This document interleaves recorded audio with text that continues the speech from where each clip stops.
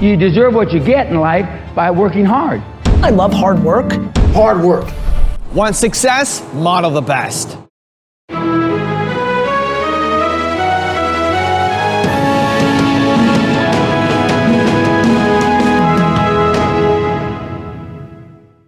So today, let's learn one of the most common rules that successful people follow: work hard.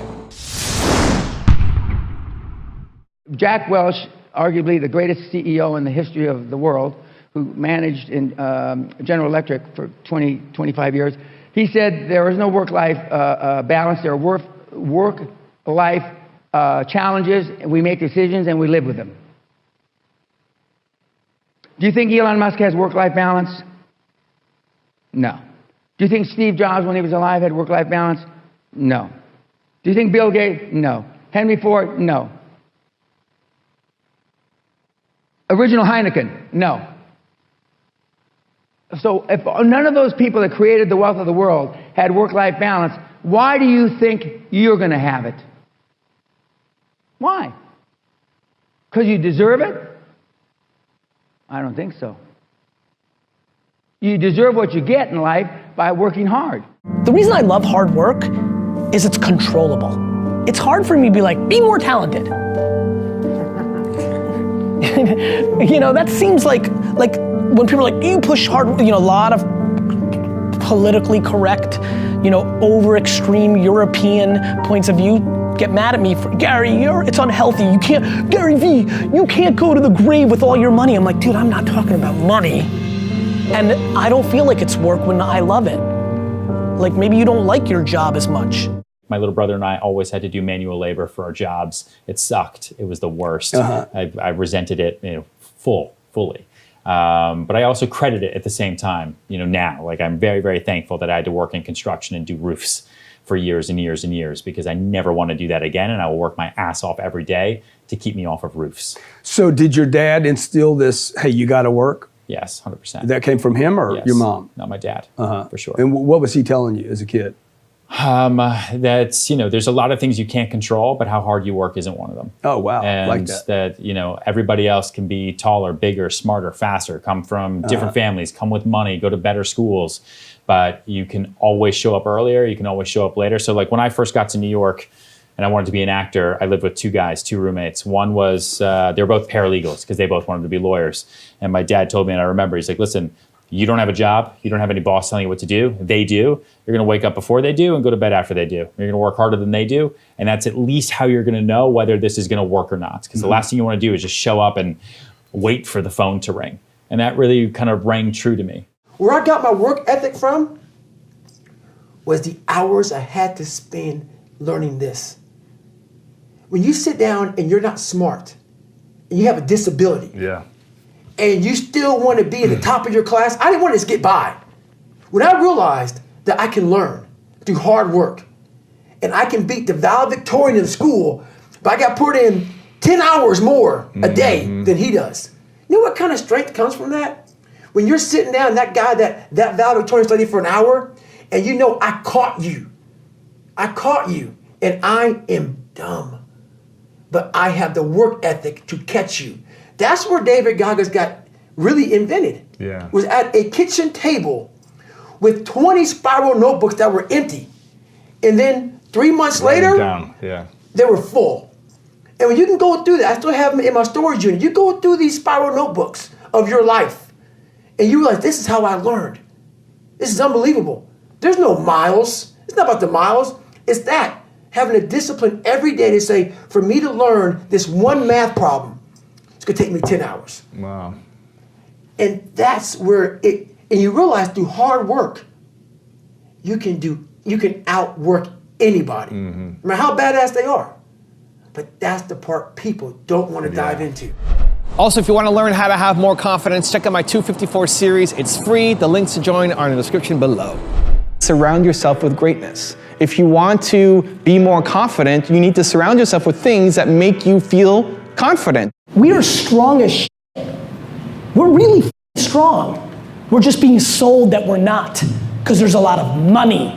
Everything I didn't want to do is what got me to where I'm at today. The people who win work the hardest because they love what they do. They put in the hours and the hours and the hours and the hours for days and days and days and weeks and weeks and weeks and months and months and months, and years and years and years, because they love it, because it's not work for them. The only way you're going to be willing to put in the work that is necessary to win, to be the best in your industry, the only way you're going to put in that amount of work is because you love what you're doing. And if you don't, you're gonna lose. Because there's gonna be somebody who will love it, who loves it more than you, and will crush you. And you'll be not even a number 2, you'll be mediocre. Because there's lots of people who love what they do. And there's lots of people grinding it and working hard. If you are looking at your calendar, like open up your calendar, look what you're gonna do today, or look what you're doing tomorrow. What's on the schedule? If you're looking at it and you're like, oh, I gotta do all these things. If that's your reaction, you might be in the wrong business. Now, if it's a one-off thing, if it's a one day, you gotta deal with the government or something, fine.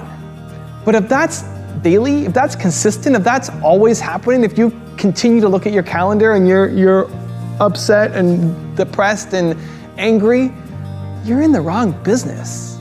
The work should feel like something exciting to go and do. Where other people might jump into your schedule and say, that's crazy, I could never do that. That's great, that's why you're not crushing it like I am. Like go crush it in your field, go do your thing.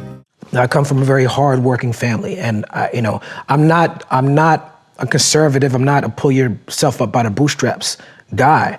I understand how people are marginalized and why they're marginalized. I understand systems of oppression, but I also understand hard work, and I understand the rewards of hard work. And I understand that the reason why I value hard work is because I was blessed to be born into a household that values hard work.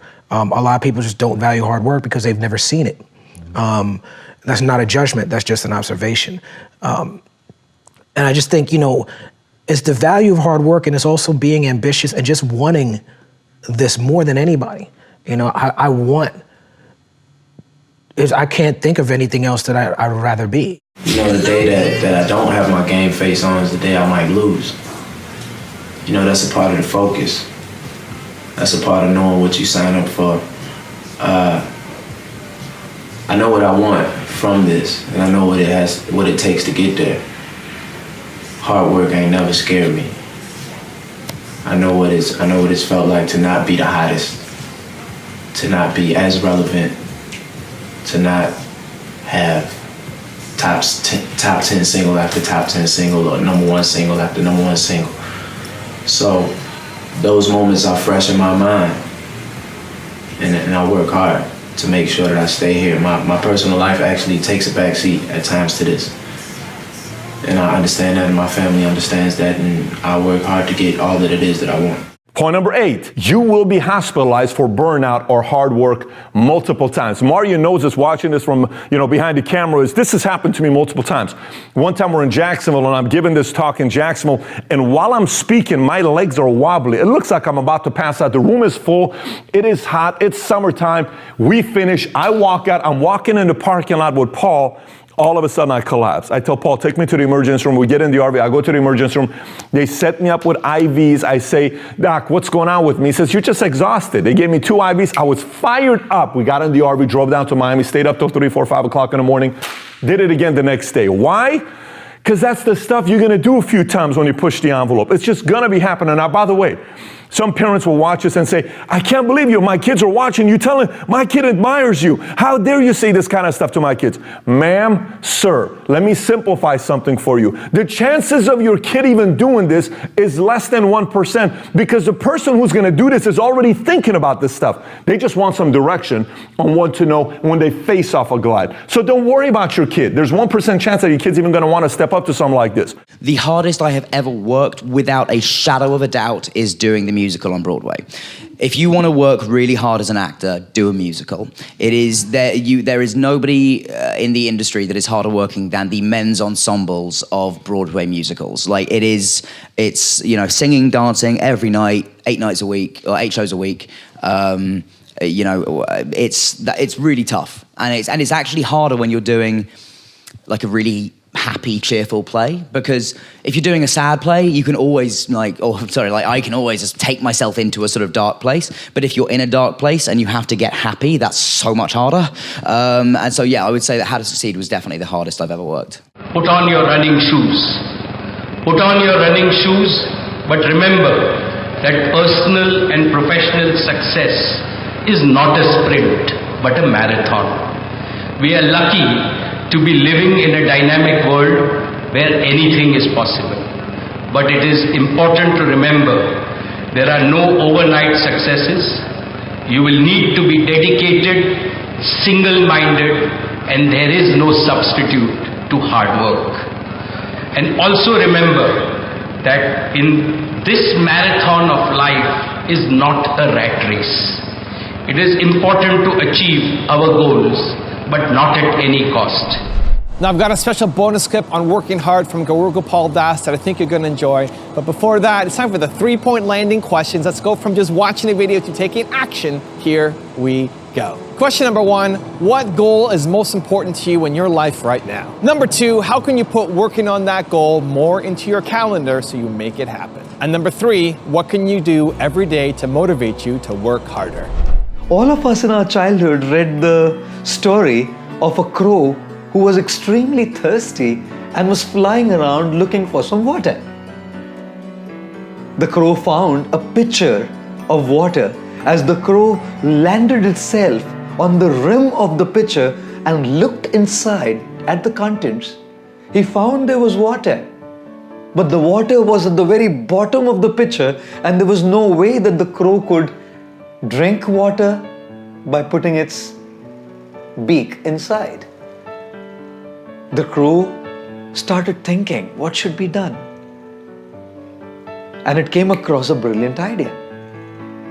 It started flying around and picking up in its beak tiny pebbles and putting them inside the pitcher.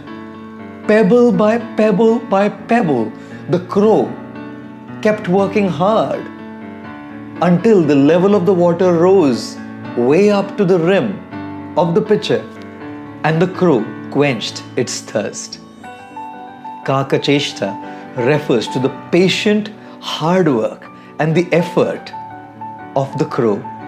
Yes, ladies and gentlemen, if we have to work on our lives, if we have to truly bring what is within outside, we have to go through some painful sharpening of Kakacheshta, hard work. And don't they say that the only place where success comes before work is in the dictionary? That's because S comes before W.